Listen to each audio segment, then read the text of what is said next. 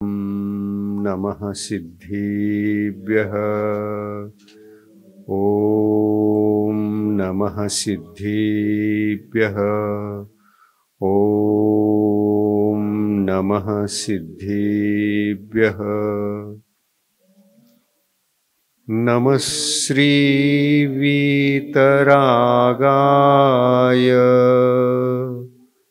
सर्वज्ञाय नमोऽस्तुते। हितोपदेशिने तुभ्यं नमोऽस्तु परमात्मने। नमोऽस्तु परमात्मने। पंच परमेष्टि भगवान की अहिंसा परमो धर्म की। संत शिरोमणि आचार्य गुरुवर श्री विद्यासागर जी महाराज, आचार्य प्रवर श्री समय सागर जी मुनि महाराज की। शिक्षा गुरु श्री नियम सागर जी महाराज की।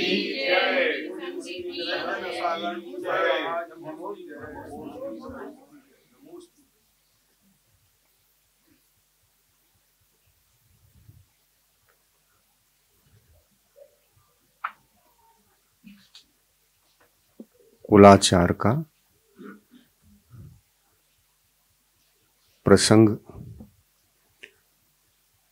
एक बहुत बड़ा विशद प्रसंग है। यह कुलाचार क्योंकि धर्म साधना में रत एक साधक को उनकी साधना को एवं साधना के हर व्रतों को, हर तपस्या को, हर पहलू को स्पर्श करने वाला यदि कोई व्रत है तो वह कुलाचार है। और इसलिए इसको केंद्र समझना चाहिए, मूल समझना चाहिए, आधार समझना चाहिए। इसके पश्चात साधक के जीवन में जितने भी व्रत, तपस्या, साधना इत्यादि प्रकट होते हैं, चाहे वो रत्नत्रय धर्म हो, कोई भी हो, धर्म के क्षेत्र में धर्म का जन्म ही इससे होता है। इतना महत्वपूर्ण है यह कुलाचार। यह कुलाचार ऐसी चीज है जो सर्वोदयी कहा जाए तो शब्द कम पड़ेंगे। कुलाचार को सर्वोदयी मानना भी चाहिए, क्योंकि समस्त प्रकार के सुखों की उत्पत्ति कुलाचार के बिना संभव नहीं है। कुलाचार से च्युत जीव सदा ही संसार में दुखी रहते हैं। हम देखते हैं ऐसा कौन सा जीव है जो मकारों का सेवन करके सुख की अनुभूति करता हो। हाँ, ये हो सकता है कि हम व्यसन के अधीन होकर उसका सेवन करते हो, आदत के वशी होकर उसका सेवन करते हो, संभव है। और उस समय उनको सुखानुभूति होती हो, उसमें होता भी है, लेकिन वो सुखाभास है, वास्तविक सुख नहीं है। जिस महान पाप के कार्य को करते हुए, जिस महान पाप के कार्य को करते हुए सुख की अनुभूति हो जाए, तो सबसे बड़े दुख को वही कार्य आपको भविष्य में दिला देगा। और नरक गमन से इससे बड़ा दुख क्या हो सकता है। जीव पाप करने वाले पाप के उदय में, पाप के फल स्वरूप वे प्रथम पृथ्वी से लेकर सप्तम पृथ्वी तक के नरक की यात्रा करते हैं। यहां पर कुलाचार को न जीने का परिणाम है। कुलाचार का जीवन इतना महत्वपूर्ण होता है कि वह आपके जीवन में आ गया, बहुत बड़े दुख से बच गए। इतने संकट से, इतने भयंकर संकटों से बच गए जो आपका भविष्य सुरक्षित हो गया।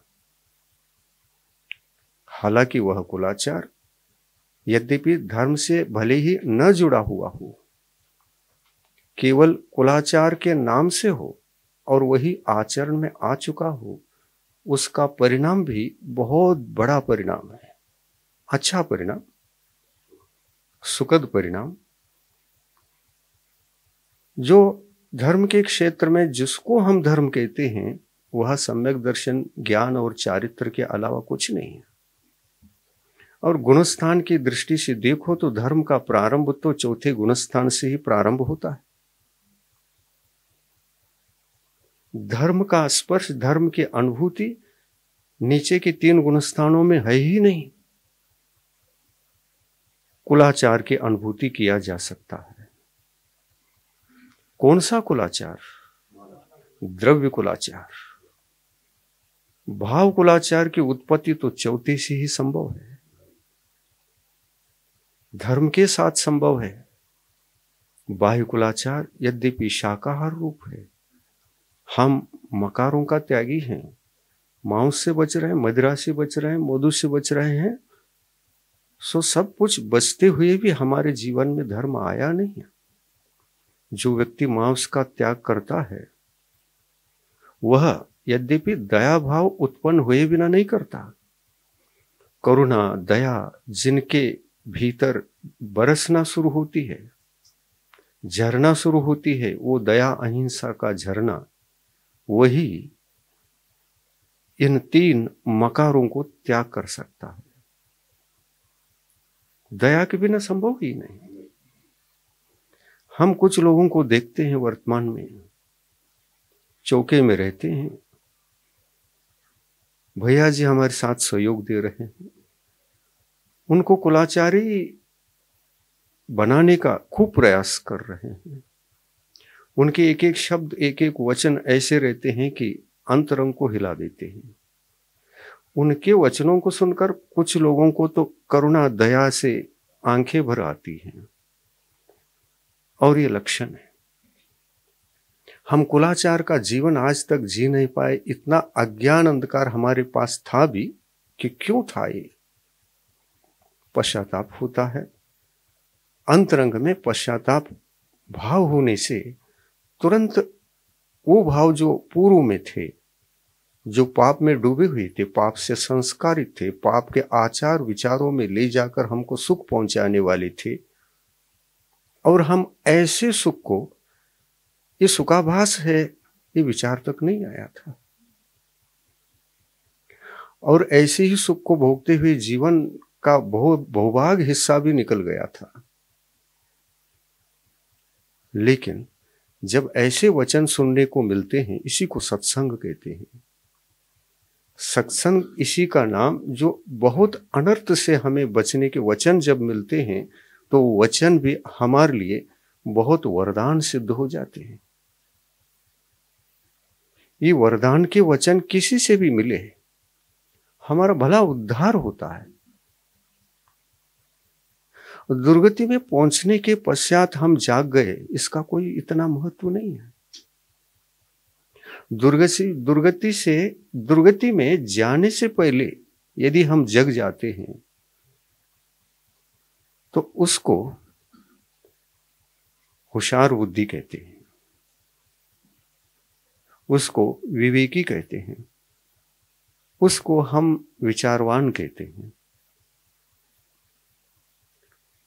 वहां यद्यपि धर्म की उत्पत्ति नहीं हुई है, लेकिन दुर्गति का बंद होने से पहले हम सजग हो गए, अज्ञान का रास्ता, अंधकार का रास्ता छोड़ दिया, बहुत बड़े पाप के भार से बच गए।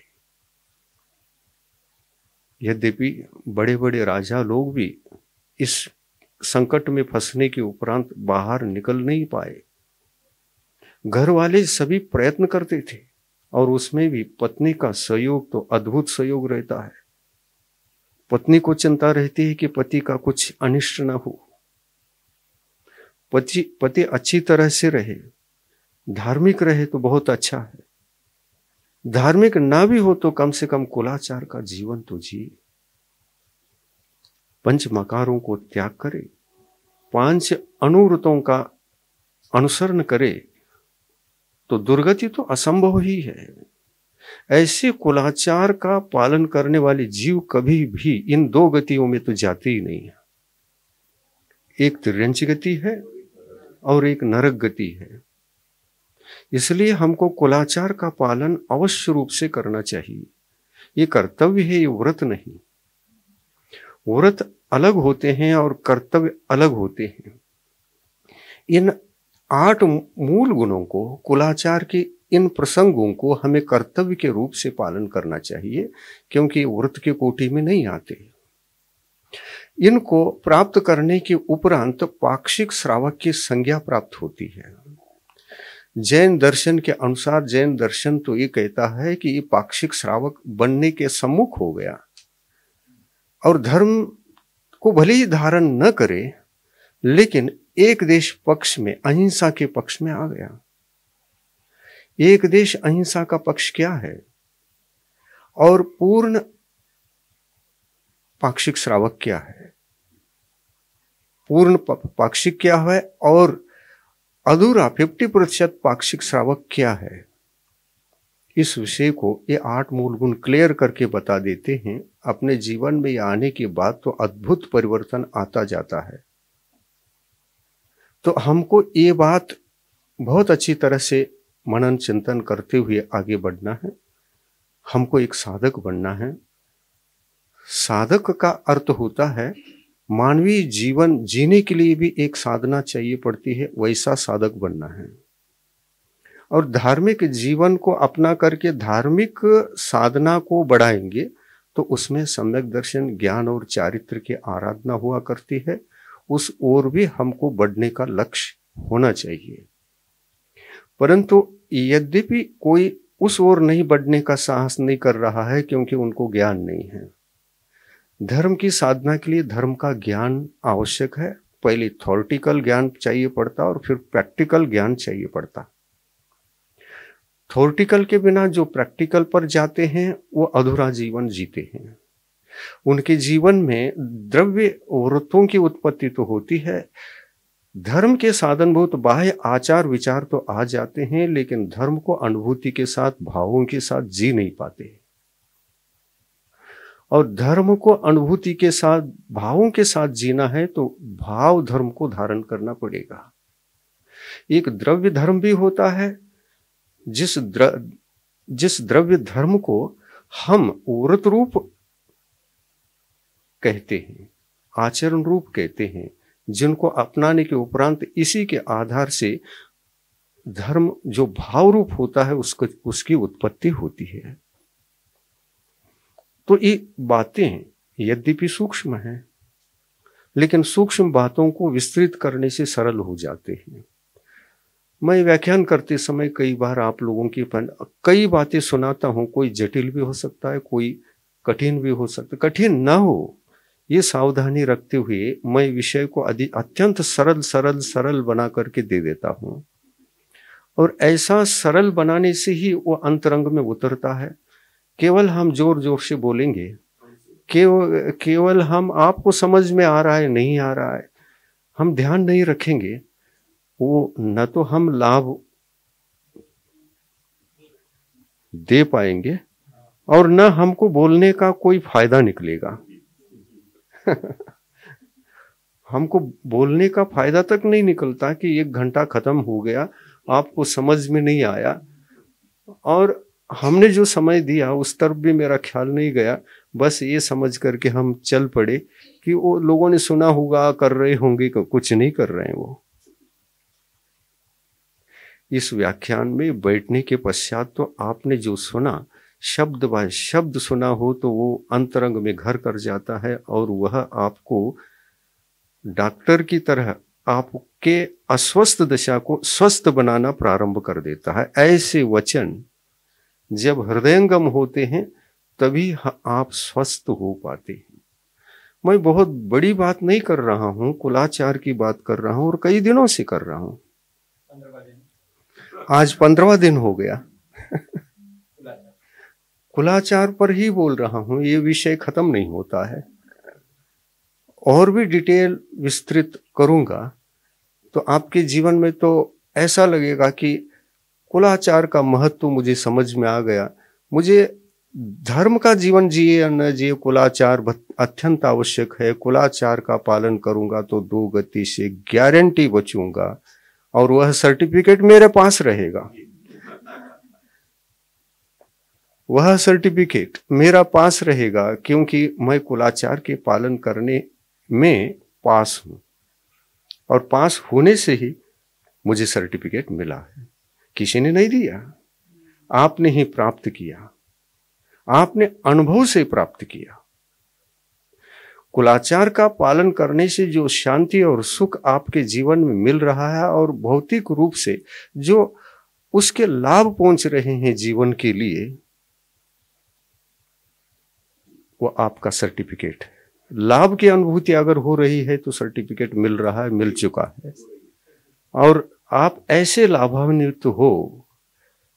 प्रथम स्टेज में, प्रथम सीढ़ी, जिसको पाक्षिक श्रावक कहा जाता है।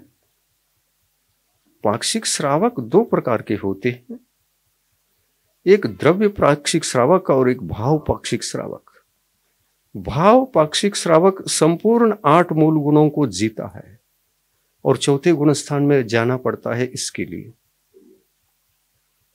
चौथे गुण स्थान में सम्यक्त्व को धारण करके जो 8 मूल गुणों का धारी है, वो वृत्ति नहीं है, पाक्षिक श्रावक है।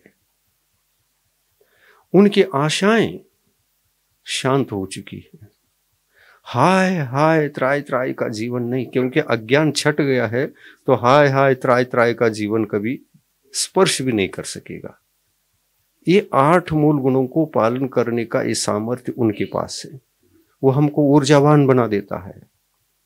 तुम कहीं भागा दौड़ी मत करो, इतनी आशा मत करो, इतनी कषाय, इतने संकल्प विकल्प सुख के लिए मत करो, जरूरत नहीं है।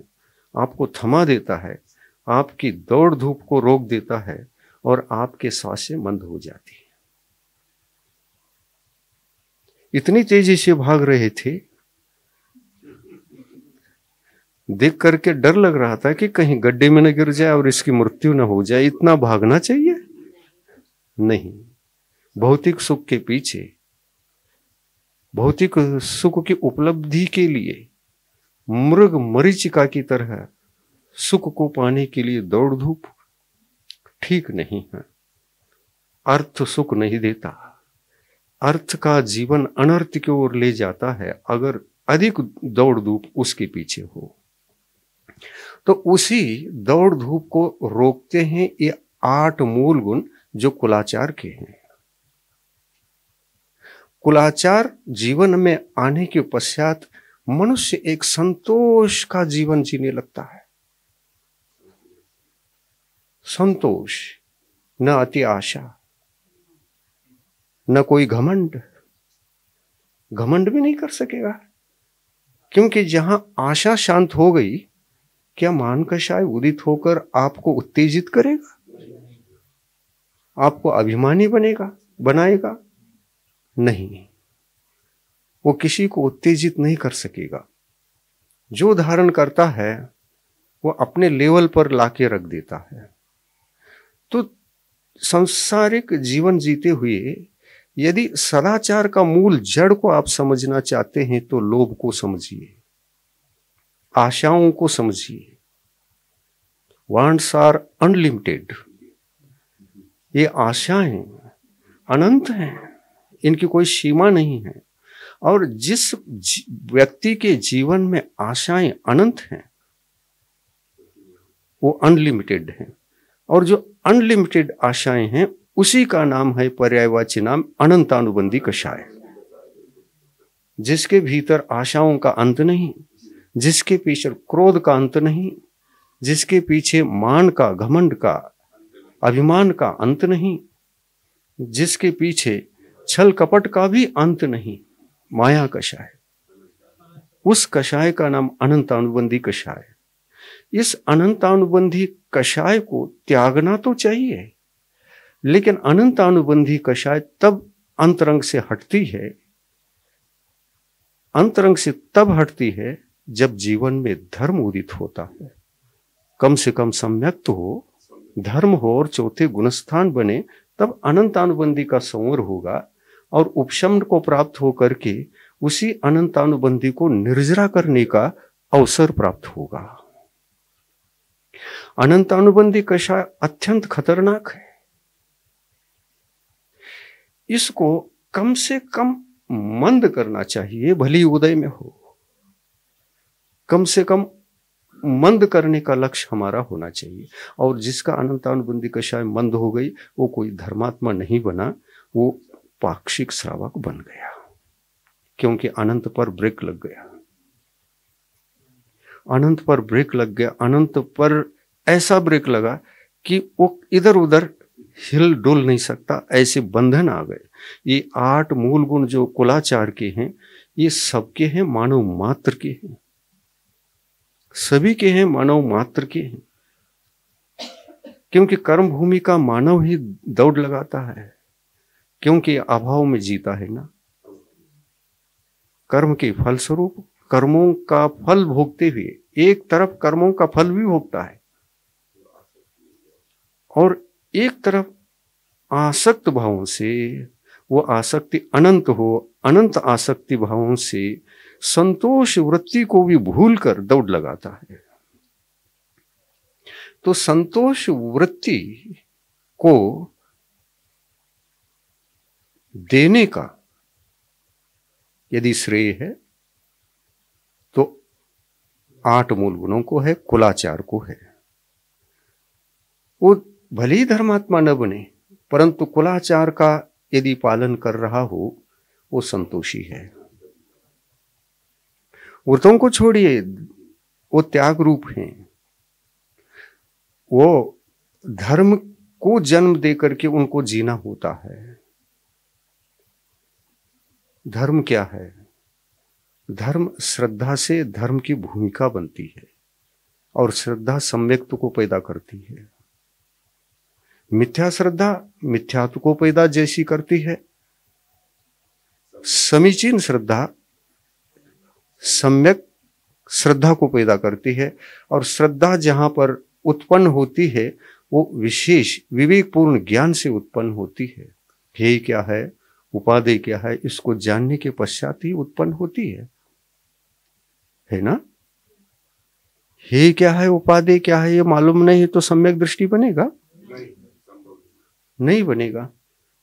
तो सम्यक्त्व की उत्पत्ति के लिए श्रद्धा करनी पड़ेगी, और श्रद्धा तभी उत्पन्न होती जब मिथ्या श्रद्धा का विसर्जन हो, समीचीन श्रद्धा का जन्म हो और मिथ्या श्रद्धा का विसर्जन हो। और मिथ्या श्रद्धा का विसर्जन भी तभी हो सकता है जब कुछ हेयोपादेय का ज्ञान हो करके हेय को त्यागने योग्य समझता है और उपादेय को भजने योग्य समझता है, ग्रहण करने योग्य समझता है, जीवन बनाने योग्य समझता है। तो इतना ज्ञान तो भूमिका में चाहिए। और इतनी भी भूमिका उनकी बन गई तो वह कुलाचारी बन जाता है। लेकिन 50% कुलाचारी है अभी भी। मकारों को त्याग किया तो कोई रूढ़िवाद से त्याग नहीं किया, सोच समझ करके त्याग किया। अपने अंतरंग आत्मा में भय जगाया। ये मांस भक्षण कितना अंधकार है मेरे जीवन का, कितना अनर्थ है, कितना बड़ा पाप है। पश्चाताप जब होता है तब आंखों में आंसू आती है। और आंखों में आंसू लाते हुए अगर आपने उनको छोड़ा तो वह कुलाचार की कोटि में आ गया। अन्यथा आंखों में आंसू नहीं, आपने देखा देखी छोड़ा है तो फिर खाने की भी भाव कभी हो सकते हैं। कितने ही लोग कहते हैं हम बाहर जाते हैं, हमारे लिए बड़ी समस्या है, तो मांस खाने के लिए बाहर की छूट और घर में ना छूट।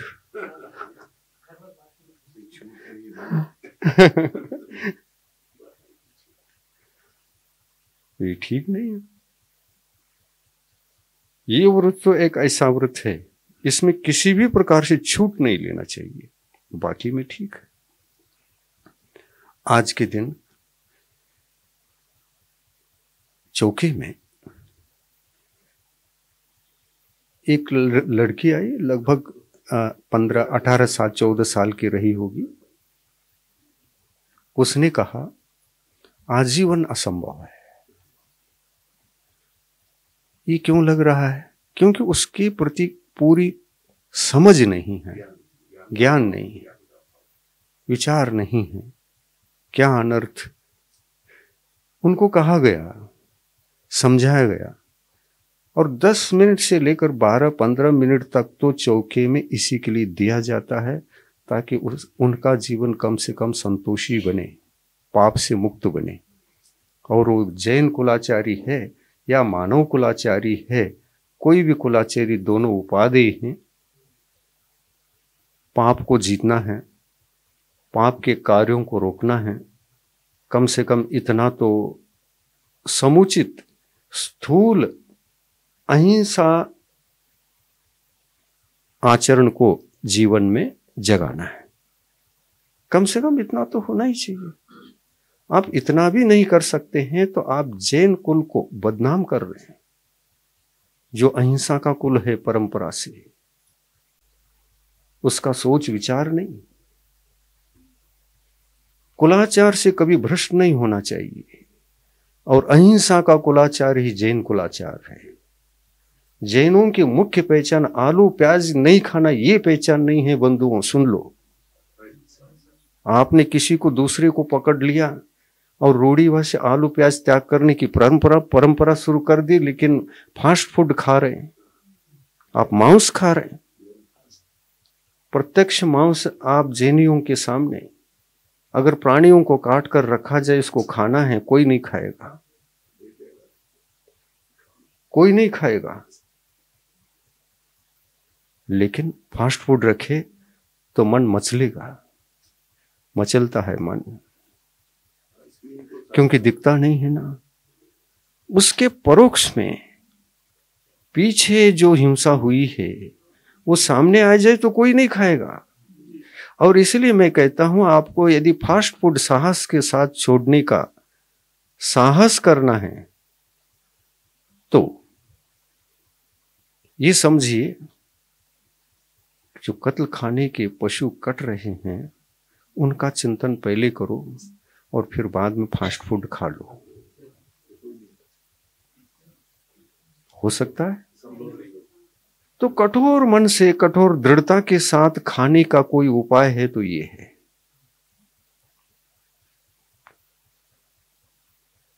कोई मनुष्य, हम जैनों की बात नहीं कर रहा हूं, जैन लोग भी मतलब ये कुलाचार को भूलकर कुसंगति में जाकर इन सब चीजों को डायरेक्ट भी खाने वाले लोग मिलेंगे।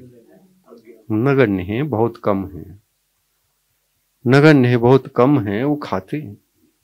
और उनके लिए चाहे घर में पका दो, चाहे फास्ट फूड के रूप में लाके दे दो, उनको कुछ लगता नहीं है। वो आदत पड़ गई, वो आदत में आ गई, इसलिए कुछ लगता नहीं है। ऐसे भी मिलेंगे कि नहीं? तो पूरी तरह से कुलाचार से भ्रष्ट है, पूरी तरह से कुलाचार भ्रष्ट है। किस कुलाचार से? आप जैन कुलाचार से भ्रष्ट मत कहो। जैन कुलाचार से भ्रष्ट होने के लिए जो 50% जीवन है, जो शेष है, सम्यक दर्शन रूप है, वो जैन कुलाचार, भाव कुलाचार को जैन कुलाचार कहते हैं। वो जैन कुलाचार से तो भ्रष्ट पहले से ही है, लेकिन मानव कुलाचार से भी भ्रष्ट है अगर साक्षात फास्ट फूड खाता है और मांस खाता है। क्या ये उचित है? सोचे समझने की बात है। मैं इसको 10-15 दिन से इन विषयों पर बोल रहा हूं। क्यों बोल रहा हूं? क्योंकि समाज फिसलती जा रही है इस दिशा में, और इसलिए बोलना अनिवार्य है। यत्र धर्मस्य विनाशः भवति तत्र वक्तव्यमेव, ऐसा आगम का आदेश है। हम नहीं कहेंगे तो कौन कहेगा? आप संस्कार भूल गए, सभ्यता भूल गए, खाना पीना इतना ही याद है, और कुसंगति में जाकर के जगत के दुनिया के लोगों के खान पान को देख करके वही शुरू कर देते हैं, तो आपको थमाने वाला दुनिया में कोई नहीं विदाउट गुरु के। तो ये परिस्थिति अपने समाज में है, समाज फिसल रही है। सबसे पहले जैनों का कर्तव्य है कि हम शाकाहारी बने।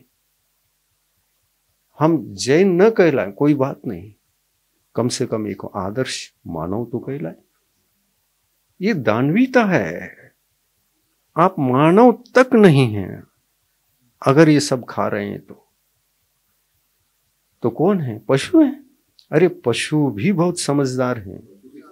देखो वहां वो जो मूल से प्रकृति से शाकाहारी हैं, वो शाकाहारी करते हैं। प्राण संकट आ भी जाए तो उसके सामने मांसाहार रखो, खाएगा नहीं। इससे अच्छे तो पशु हैं। हम मनुष्य किस काम के?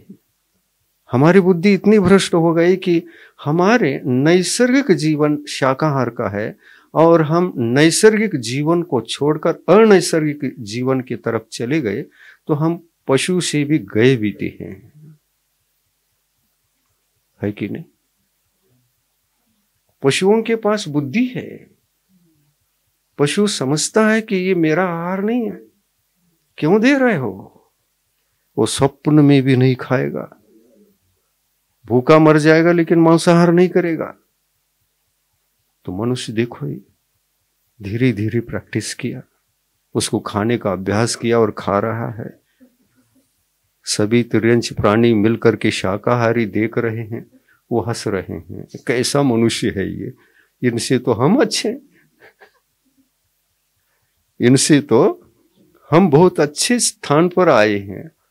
वो भगवान से प्रार्थना करते हुए, तिर्यंची गति ही ठीक है हमारे लिए। मनुष्य बनेंगे तो वहां पर मांसाहारी बनने के लिए बुद्धि भ्रष्ट होती है, वो नहीं चाहिए हमको। बुद्धि भ्रष्ट नहीं होना चाहिए। मांसाहार अत्यंत एक बुद्धिभ्रष्ट मानव के जीवन में ही आ सकता है, और जिनकी बुद्धि अंश मात्र में भी सुरक्षित है, तो उनके जीवन में शाकाहार सुरक्षित रहता है। अंश मात्र में भी आप बुद्धि से बचे हैं, सद्बुद्धि से, तो शाकाहार आपके जीवन में जाएगा नहीं।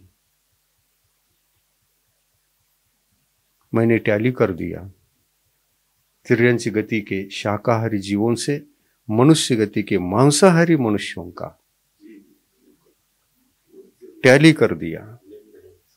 अब विचार करो, क्या हम पशु गति से भी नीचे हैं? अरे तुम्हारे पास तो भगवान बनने की शक्ति है, क्या पाप कर रहे हो? ये क्या फास्ट फूड खा रहे हैं? शर्मिंदा होना चाहिए इन वस्तुओं को देख करके। यहां तक कि कृतकारित अनुमोदना से बहुत बड़ा पाप लगता है, आप पाप से बच नहीं सकते। जो इनको बेचता है वो एजेंसी करता है, मैं बेचता हूं तुम बना लो। और कत्ल खाने वाले कहते हैं हम सप्लाई करते हैं, तुम फास्ट फूड बनाओ। और दुकान वाले कहते हैं हम बेचते हैं, तुम भेजते रहो, हम एजेंसी करते। क्या ये पाप नहीं? इनको बेचना चाहिए जैनों को। जिन दुकानों में ये बिकता है वो जैन कहाँ है? अभिमान मत करो कि मैं जैन हूं, अभिमान मत करो कि मैं मंदिर जाता हूं, पूजन करता हूं, अभिषेक करता हूं, और वैसे इन पापों के वस्तुओं को बेचकर जो धन इकट्ठा होता है, करोड़ों का दान देता हूं। अभिमान छोड़ो, पापी हो। दान देने के बाद भी आपको जाना पड़ेगा, नरक की तैयारी है वो। उस दान से कभी रंच मात्र भी पुण्य नहीं हो सकता, क्योंकि बैलेंस एक ही है। 2 + = 2, 4 होना चाहिए था। 2 - = 2 - 2 = 0। दान दे दिया ना। धर्म में अभिमान भी किया कि मैंने इतना दान दे दिया। एक माइनस तो है ही, एक पाप ये कि दान की बुद्धि से भी कमा लिया, तो एक अनर्थ ये। और क्या किया? अभिमान किया, मैं सबसे श्रेष्ठ दानी। पहली बोली तो मैंने ही लिया था।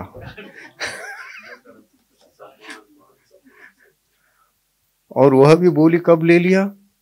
अब से करते समय मेरा नाम आएगा तो करूंगा।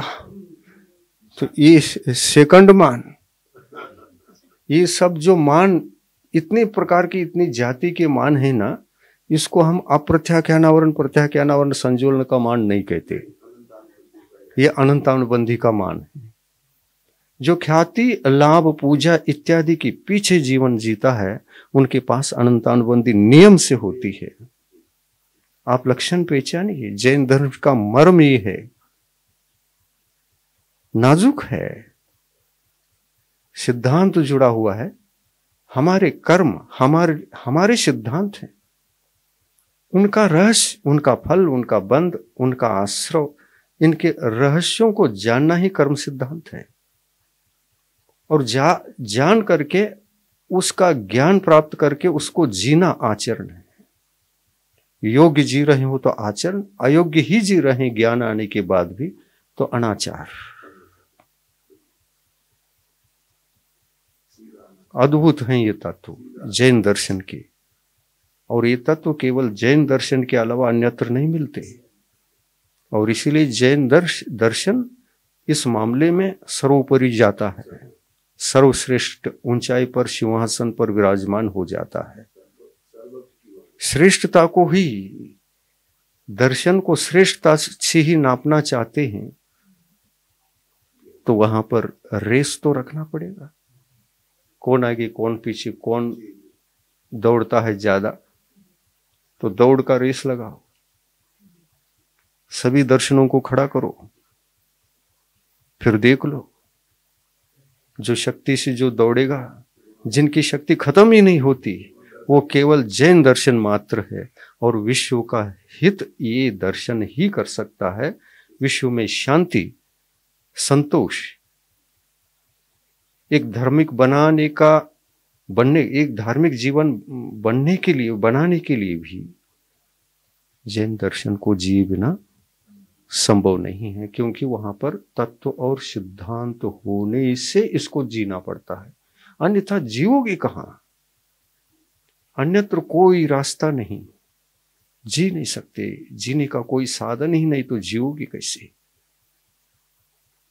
जिस दुकान में जाकर आपको भूख मिटाना है, उस दुकान में भूख मिटाने के साधन ही नहीं, जाओगे कैसे? तो जैन दर्शन एक अद्भुत दर्शन है, विश्व कल्याणकारी दर्शन है, सर्वोदयी दर्शन है। और सर्वोदयी दर्शन को जिए बिना आप अपने आप को भगवान नहीं बना सकते। ये सत्य है, ये सत्य है। और इससे जो अज्ञान अवस्था में इससे नफरत करते हैं,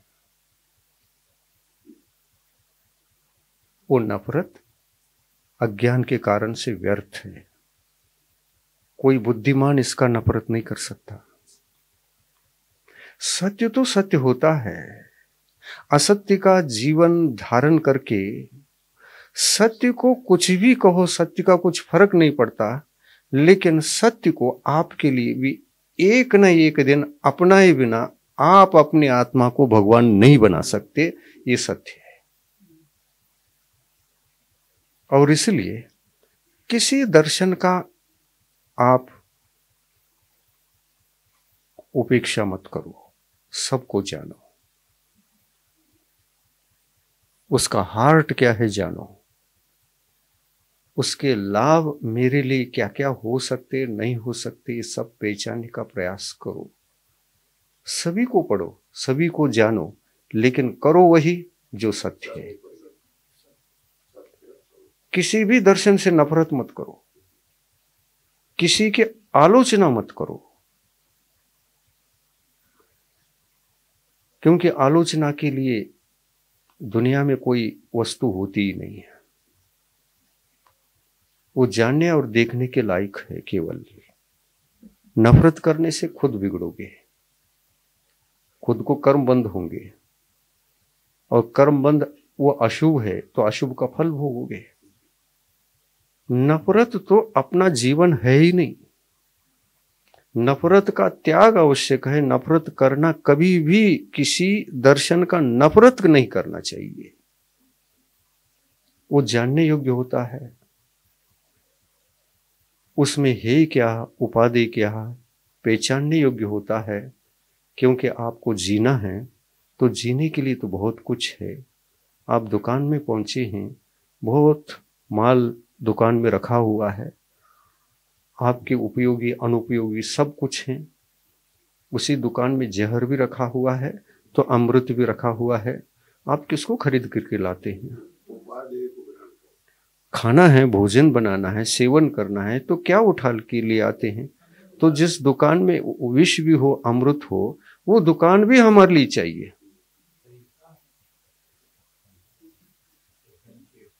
वो दुकान भी हमारे लिए उपाधि है। क्योंकि क्या विष और क्या अमृत देखने के लिए मिलना तो चाहिए।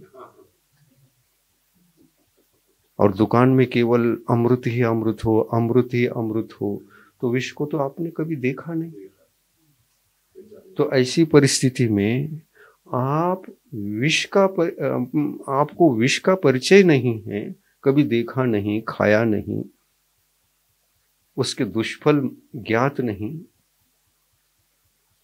तो आप कभी भी एकाएक मर सकते हैं। हाँ, हमारे जीवन के लिए उपादेय चाहिए, हेय नहीं चाहिए। जिसको मुझे जीना है उसको उठाना है, जिससे मैं मरण को प्राप्त करता हूं उसको वहीं छोड़ना है। तो जिस दुकान में दोनों चीजें हों वो दुकान भी आवश्यक है ना। क्या उसकी उपेक्षा करोगे, उसकी आलोचना करोगे? अरे तुम्हारी दुकान में तो अमृत भी बिकता है और जहर भी बिकता है, अरे तुम्हारी दुकान में कभी नहीं आऊंगा मैं।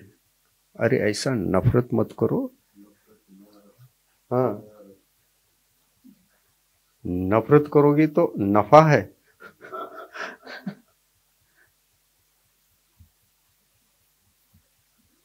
नफा तोटे का विचार करोगे ना। नफा नुकसान।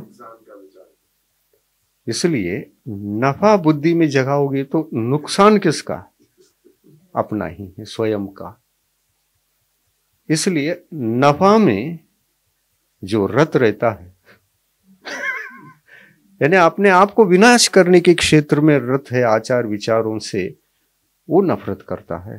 नफरत बुद्धि, नफरत के संस्कार, नफरत का मार्ग अच्छा लगता है तो नुकसान होता है।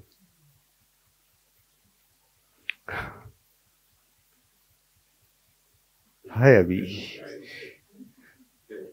टाइम है। मैं इस कुलाचार के ऊपर विशेष बात यही कहना चाहूंगा, मानव मात्र के लिए ये 8 चीजें चाहिए। स्थूल 5 अनुवृत्तों का धारण मानव कुलाचार का आधार है। मद्य, मांस, मधु,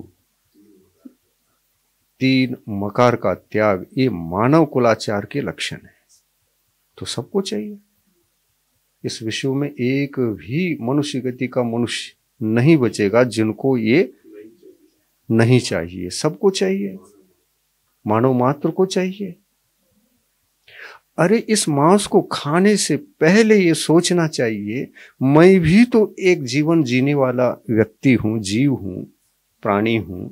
मुझे जो कोई भी खाने के लिए आ गया, चलिए उधर से सिंह दौड़ करके आ गया और कह रहा है तुम दूसरे को खाते हो, आज मैं तुमको खाना चाहता हूं, तैयार हो जाओ। भाग जाओगे वहां से? शिव कह रहा है मुझे भूख लगी है, आज खाना है, खाऊं? नहीं चाहिए। नहीं नहीं नहीं। क्यों भाई, क्यों डर रहे हो?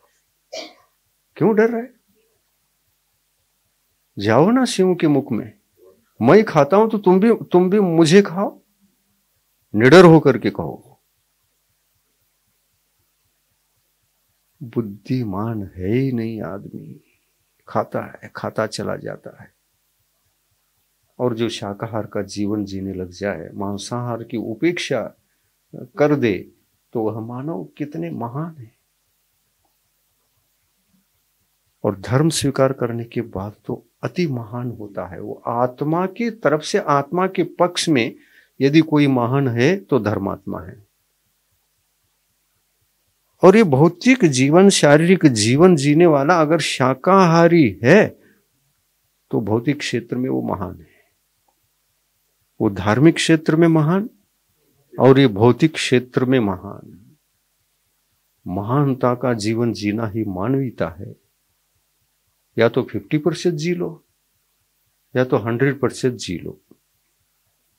धर्म का 50% है और भौतिक जीवन का 50% है। 50% ये शाकाहार का नाम 50% है। शाकाहारी बनने मात्र से आपको 50% मार्क्स मिलते हैं। आप केवल पास नहीं, सेकंड क्लास में पास हो गए। और फर्स्ट क्लास कौन पास होता है? जो धर्म का जीवन भी जीता है वो फर्स्ट क्लास में पास होता है। उसमें भी कैटेगरी बनती है भाव विशुद्धि की तरफ से, कैटेगरी बनती है। चौथा गुणस्थान में तो आ गए, लेकिन मैं सर्व परिग्रह को त्याग करके, अभी तो संतोष धारण करके जी रहा था, अब तो वृत्ति बनने के विचार आ गए हैं। तो अब वृत्ति बनने का विचार कर रहा है, चौथे गुणस्थान से पंचम गुणस्थान में कदम रखने का प्रयास कर रहा है। तो उनके लिए कैटेगरी बनेगी क्या? नहीं। एक चौथा गुणस्थानवर्ती मनुष्य है जो ऊपर जाने का इतना तीव्र जिज्ञासा, इतने मतलब संसार शरीर भोगों से निवृत्त हो जाऊं और उधर बढ़ूं, इसमें पुरुषार्थ करने में कम पड़ रहा हो, तो जगन लेवल में है वो। जगन, मध्यम, उत्कृष्ट, 3 कैटेगरी बनती है इसकी। मध्यम के तो बहुत हो सकते हैं, उत्कृष्ट के तो एक ही है, जगन्य का भी एक है। अगर संयम की ओर दृष्टि भी गई, जगन्य हो गए। और कुछ करने लगे कुछ अंशों में, मध्यम हो गया, वो अंश बढ़ता गया। हाँ, मध्यम से। तो इसलिए कहा है आचार्यों ने, अपने भावों की अपेक्षा से ये कैटेगरी बनती है। ये भाव असंख्यात लोक प्रमाण है। तो मध्यम कैटेगरी असंख्यात है, लेकिन जगन एक है, उत्कृष्ट भी एक है। तो उत्कृष्ट कौन सा, उसकी पहचान कैसे करोगे? तो उत्कृष्ट चौथा गुणस्थानवर्ती जो होता है ना, वो उत्कृष्ट जगनी तो समझ में आ गया। क्या समझ में आया? सम्यक दर्शन तो धारण कर लिया, लेकिन अविरत सम्यक दृष्टि है। वहां पर भी 8 ही मूल गुणों का धारण कर रहा है। धर्म जीवन में आने से वो पूरा पक्ष को धारण कर लिया। 50% पक्ष वो मानवीय आचार विचार के लिए था, और 50 धर्म आने से 50 आ गया, 100 बन गए। 100 के 100 बन गए। अब 100 बनने के उपरांत भी आप संयमी नहीं हैं, आप व्रती नहीं हैं। अभी तो 8 मूल गुणों को धारण करने वाले होने से सम्यक दर्शन भी तब उत्पन्न हुआ है जो अंतरंग हिंसा सबसे बड़ी हिंसा थी, जैसे मांसाहार बाह्य में सबसे बड़ी हिंसा है, वैसे अंतरंग में सबसे बड़ी हिंसा विपरीत श्रद्धा होने से जो मिथ्यात्व का उदय था वो कर्म है, लेकिन ये मिथ्यात्व रूप जो भाव थे वो अतत्व श्रद्धा के थे। ये अनंत संसार की ओर ले जाने वाली श्रद्धा मिथ्यात्व को अनंत कहा है। जो जीव को अनंत काल तक संसार में भटकाए उसका नाम मिथ्यात्व है। और उस अनंत मिथ्यात्व को जो कषाय बांधती है स्थिति बंध के रूप में और अनुभाग बंध के रूप में, वो अनंतानुबंधी है। प्रकृति और प्रदेश तो योग के आधार से बंद होते हैं, परंतु अनंतानुबंधी कषाय स्थिति और अनुभाग को बंद कराती है। तो ये अनंतानुबंधी कषाय के साथ ही केवल ये शक्ति है कि वो दर्शन मोहिनी को बांध सकता है। और बंद योग्य दर्शन मोहिनी जो कर्म होते हैं, सिद्धांत की बात छिड़ गई तो थोड़ा सा खुलासा कर लेते हैं। जो अनंतानुबंधी कषाय के साथ सबसे बड़ा पाप अपने जीवन में धर्म क्षेत्र में यदि कोई है, भौतिक क्षेत्र में जैसा मांस खाना सबसे बड़ा पाप है, वैसा धार्मिक क्षेत्र में हमको अधर्म आत्मा कहता है, अधर्म आत्मा की उपाधि दे देता है, वो दर्शन मोहिनी है, मिथ्यात्व है। तो सबसे बड़ा पाप अंतरंग में यदि कोई है, ये मांसाहार तो बाहर का है ना, बाह्य पाप है ना, इसको अंतरंग पाप नहीं कह सकते, अंतरंग पाप नहीं कह सकते, लेकिन खाते तो हैं, भावों से ही खाते हैं, विचार आने पर ही खाते हैं। लेकिन ऐसे भाव जो मांसाहार की ओर ले जाते, हमें फास्ट फूड खाने की ओर हमको ले जाती हैं, जो भाव वो अनंतानुबंधी के हैं। क्यों? हमारे बाह्य अहिंसा जीवन जो था वो शाकाहार से था, अब हमारे भाव मांसाहार के हो गए, फास्ट फूड खाने के हो गए। ये बाह्य आचरण का हनन करने वाले भाव हैं, बाह्य मानवीय कुलाचार को भ्रष्ट करने के भाव हैं। क्लियर है? 100% समझने योग्य और जानने योग्य है, हर बात गहराई है, उसका कली कली खोल कर बता रहा हूं। मानव कुलाचार से भ्रष्ट वही व्यक्ति हो सकता है जिसको अनंतानुबंधी का उदय है। और उदय मंद हो तो नहीं खाएगा, शाकाहारी बन सकता है। पहले गुणस्थान वाला शाकाहारी कौन? जिनको अनंतानुबंधी कषाय का मंदोदय है, वो शाकाहारी है। तीव्रोदयी तो मांस खाता ही है। तीव्रोदयी तो अपने ज्ञान की अपेक्षा से इतना अज्ञानी है, इतना अंधकार में जीवन जी रहा है, इसलिए जा रहा है खाने को। मकार का त्याग सबसे प्रथम आवश्यक बात है, अन्यथा आप ऐसे अज्ञान को हटाओगे नहीं जो घना अंधकार है। 3 लोक में बताया जाता है, शास्त्रों में वर्णन आता है, अंधकार में महान अंधकार कहाँ है?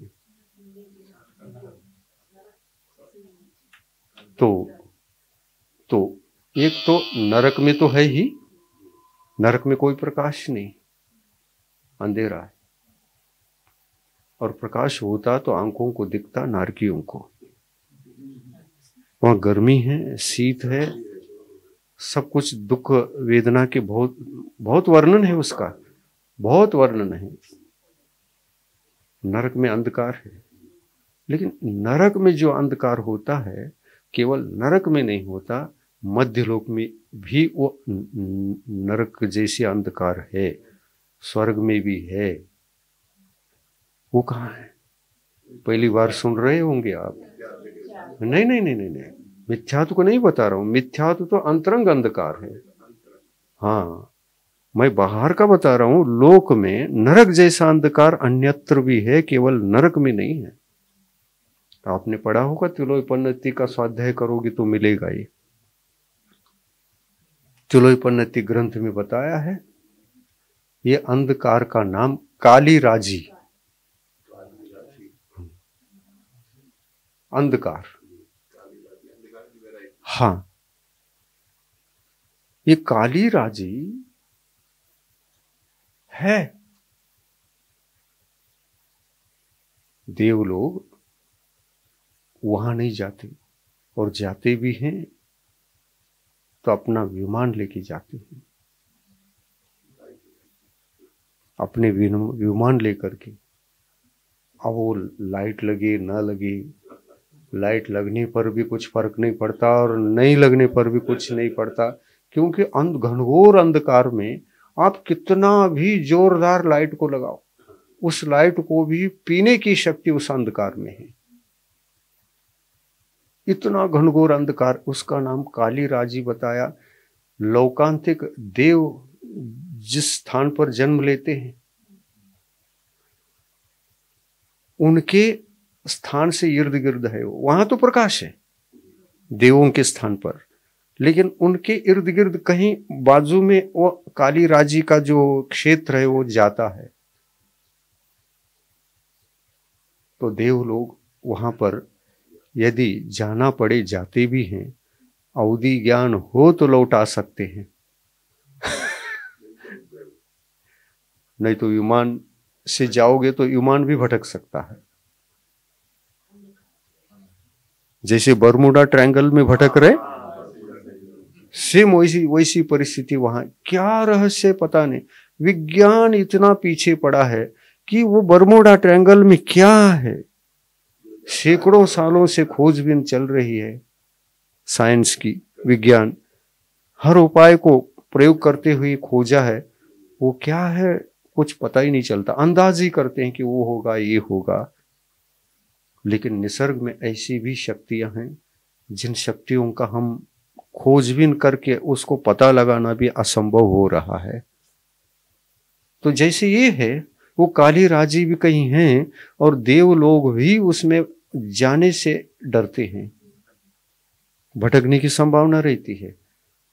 और देव वही जाते हैं जिनको अवधि ज्ञान है, और अवधि ज्ञान भी है तो अवधि ज्ञान की भी एक सीमा होती है, द्रव्य क्षेत्र काल मर्यादा। अरे मेरा विमान फिर मेरे अवधि वहां गड़बड़ हो गया तो लौटना मुश्किल हो जाए, हम नहीं जाएंगे वहां नहीं है वो, नहीं है ना, बस वो अंधकार का क्षेत्र है, वो क्षेत्र सिलेंडर आकार के है बताया, सिलेंडर आकार के, ऊपर से लेकर नीचे तक। हाँ, वो मध्यलोक तक स्पर्श करता है।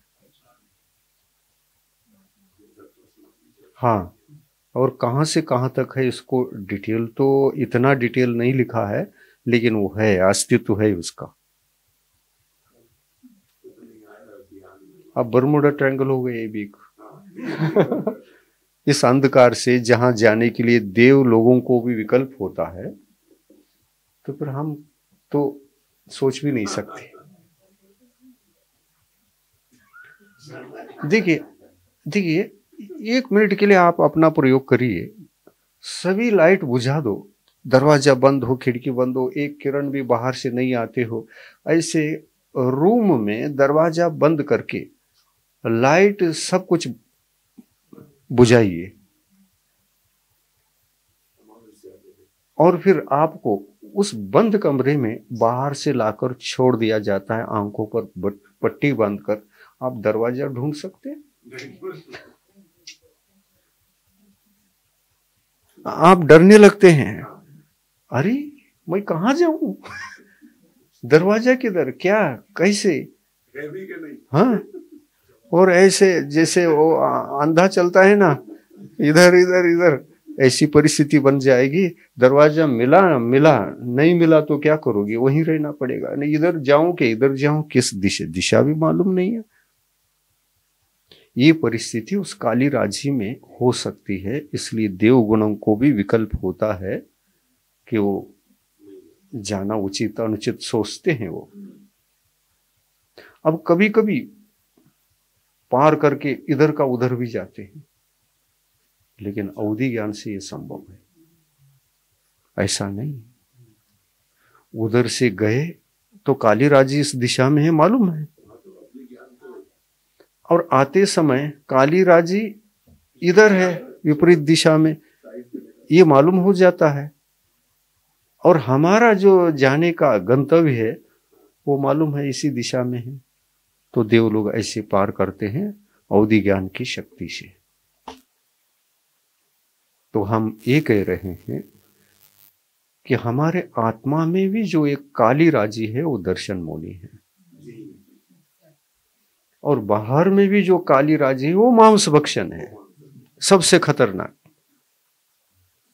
आप छठे नरक तक जा सकते हैं मांस खाने वाले, आज पंचम काल में भी छठे नरक तक, क्योंकि पंचम काल में हीन सनन होने से चौथा सनन छठे नरक तक जा सकता है, पांचवा सनन वाला पंचम नरक तक जा सकता है, और ये हाँ छठा सनन वाला तीसरे नरक तक जा सकता है। सनन के अनुसार पाप होता है। एक व्यक्ति भयंकर पाप करता है, मान लीजिए एक छठा सनन वाला है और एक चौथा सनन वाला है, एक पंचम सनन वाला है और एक छठा सनन वाला है। ये तीनों जिंदगी भर अधिक से अधिक पाप करते हैं, तो कहाँ जाएंगे? सप्तम नरक जाएंगे, छठे नरक जाएंगे। उनका जो सनन है उसके अनुसार ही जाएंगे, क्वालिटी नहीं बनेगी। क्यों? क्योंकि पाप करने का जो हार्स पावर मोटर है हमारा वो अलग अलग है। 3 प्रकार का मोटर लगी हुई है, एक कम पावर वाला, उससे ज्यादा पावर वाला, उसको हाईएस्ट पावर वाला। पानी कौन खींचेगा ज्यादा? तो इसी को सनन कहते हैं। पाप का अर्जन करो या पुण्य का अर्जन करो, सनन के अनुसार ही होता है। यही शर्त स्वर्गों में जाने के लिए भी है। स्वर्गों में जाने के लिए भी नियम कंडीशन है, और स्वर्गों में जाने वाला या नरक में जाने वाला, इन दोनों के लिए कहा है सनन के अनुसार जा सकोगे। सनन को गौन करके कुछ भी यहां हो नहीं सकता, ये निसर्ग नियम है। क्वालिटी। और सनन कोई भी हो, पुण्य करने वाला तो स्वर्ग ही जाता है, पाप से बचने वाला तो चाहे धर्मात्मा हो नहीं हो, पाप से बचा हुआ है। अपने आचार विचारों में मांस नहीं खाता, मधु नहीं खाता, मद्य का सेवन नहीं करता, अपने मानव कुलाचार को सुरक्षित रखा है, वो स्वर्ग ही जाएगा। आदर्श मानव भी स्वर्ग जाता है। और स्वर्ग से आने वाला देखिए, स्वर्ग में गया तो क्यों गया? पुण्य के फल को भोगने के लिए गया। मतलब वो सजा है, वो भी सजा है। जैसे पाप को भोगने के लिए नरक में जाते हैं, वो भी सजा है, वैसे पुण्य को भोगने के लिए हम भोग भूमि जाते हैं, स्वर्ग जाते हैं, वो भी सजा है। और पुण्य को भी नहीं करते और पाप को भी नहीं करती, वो दोनों सजा, और दोनों नहीं करे तो धर्म का ध्वजा। वो जाता है मोक्ष। धर्म की ध्वजा को सिद्धालय में गाड़ कर अनंत जीवन का सुख का जीवन जीता है। और फिर तो ध्वजा गाड़ करके जीवन लग जाए तो अनंत काल तक अनंत सुख भोगने का मजा ही मजा है। मजा ही है। ध्वजा, मजा, सजा, ये तीनों समझ में आ गए। समय पूरा हो चुका है, ये कुलाचार और आगे बढ़ेगा। प्रभु देव तुम्हारे पवित्र मुख से निःसृत जो शीतल वाणी, जग जन मन के मल को धोती, अतः कहाती जिन वाणी। जयवंतो माँ जग में तब तक, जब तक सूरज चांद रहे, शीश नवाते कर्म हरो माँ, अब तक हम विषयांध रहे, अब हम ना विषयांध रहे।